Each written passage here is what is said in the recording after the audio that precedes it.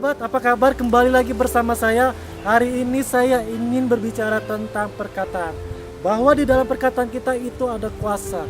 Di dalam perkataan kita bisa keluar kutuk dan bisa keluar berkat. Jadi kita harus hati-hati dalam perkataan. Sahabat, kalau kita tahu itu salah, kalau kita tahu itu sudah tidak benar, apalagi itu melukai hati Tuhan, jangan pernah kita kompromi dalam perkataan, sehingga kita tidak akan terbelit dengan janji-janji palsu, sehingga kita tidak terbelit dengan kuasa-kuasa setan, dan sehingga kita mengumbar-ngumbar janji, mengumbar-ngumbar kuasa yang tidak pernah kita tahu jelasnya dari mana itu perkataan. Jadi kita harus benar-benar lebih baik banyak berdiam diri.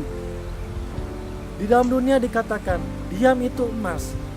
Di dalam Tuhan juga, diam itu akan mengandung kuasa yang luar biasa. Jadi kita harus banyak berdiam, kita lebih baik banyak mendengar apa yang Tuhan ingin katakan kepada kita.